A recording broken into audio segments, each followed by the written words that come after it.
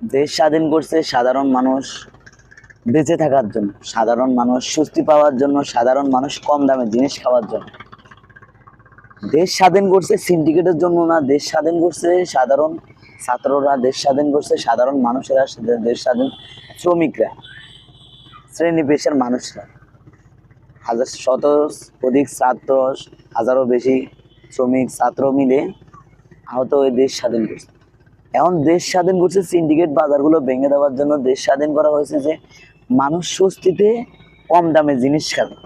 এখন যে দেশ স্বাধীন করছে সবজির বাজারে তো মমিনুলের টেস্টে 100 পারা যেতেছে। যে চট্টগ্রামে প্রতিটা সবজির বাজারে যে আকাশ ছোঁয়া দাম, মানে 100-এর নিচে কোনো সবজি নেই। এখন মধ্যবিত্ত পরিবারের, নিম্ন স্তরের পরিবারের গুলোতে যে 1 কেজি সবজি খাবে, একটা বেগুন খাবে, 1 কেজি বেগুন খাবে 100 টাকা, 1 কেজি পটল আনবে 80 টাকা 90 টাকা।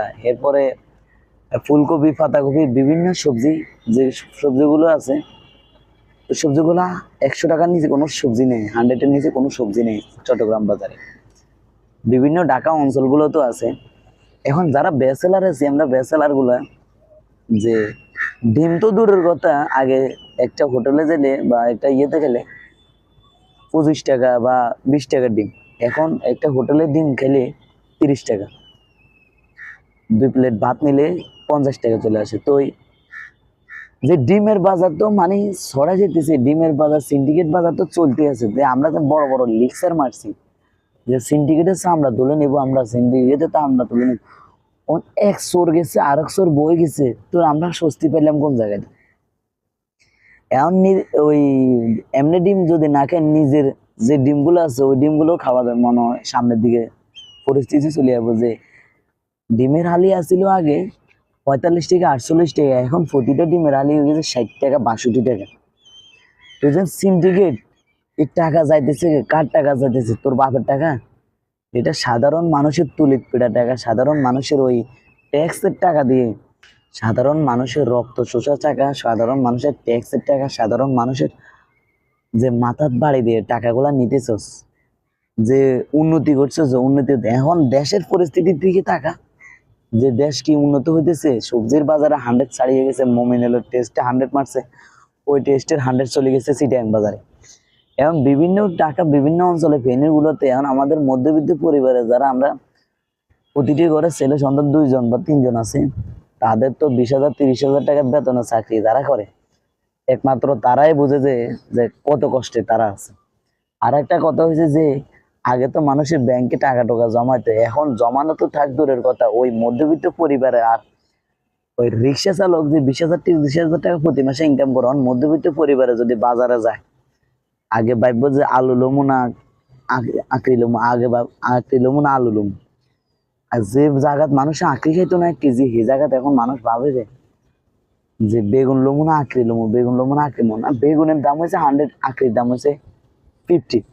তো যারা আঁকড়ি খাইতো না আগের দিনে, সপ্তাহের মধ্যে একবার, 15 দিনে একবার, 30 দিনে একবার, সে মানুষগুলা কিন্তু আঁকড়ি খাইতেছে। এখন কি করবো? নিরুপায়। যে বেগুন লইলে 100 টাকা, ফুলকপি লইলে 100 টাকা, পাতাকপি লইলে 100 টাকা, আলুর কেজি 60 টাকা। তো স্বস্তি বাজার কই? আমরা দেশ স্বাধীন করছি আমরা সাধারণ মানুষ বাঁচার জন্য, সাধারণ মানুষ স্বস্তি পাওয়ার জন্য, সাধারণ মানুষ কল্যাণের জন্য। এখন দেশ স্বাধীন করে তো অকল্যাণ হয়ে গেছে আমাদের। তো তোমাদেরকে ওই শেয়ারটা ফালাই শেয়ারটা সহিংসারের দূর করে শেয়ারটা দিছি তোমাদেরকে বাজার স্বস্তি করার জন্য, বাজার নিয়ন্ত্রণ করার জন্য। এখন বাজারদের নিয়ন্ত্রণের বাইরে চলে যেতেছে। এখন ডিমের বলতা নিজের ডিম খাইতে হইব, নিচে যে 2টি ডিম আছে ওই 2 ডিম খাইতে হইব, এছাড়া উপায় নেই আমাদের। আমাদের আকাশ চোরা হয়ে যেতেছে। কেরমে কেরমে কি করব মানুষ, সাধারণ পাবলিক, সাধারণ জনগণ, সাধারণ মানুষ কোথায় যাবে? রিক্সা চালক আর এখন ওই যে 20-30 হাজার টাকা প্রতি মাসে ইনকাম করতো, তারা রিক্সা চালকের দশা হয়ে গেছে এক। এখন আমরা যারা পরিবার চালাই, আমরা যারা চাকরিজীবী, পরিবারের উপর আমাদের চাপ। আমরা যে 10,000 15,000 টাকা স্যালারি পাই, কিন্তু আমাদের কি অবস্থা? যে অবস্থায় আমরা দেশ চালাই, এই অবস্থায় একজন নিম্ন স্তরের পরিবারের, মধ্যবিত্ত পরিবারের কি ভালো অবস্থা একমাত্র তারাই বুঝে। যে যারা পরিবারের বোঝা মাথায় নিয়ে যে বেচেলায় থাকে।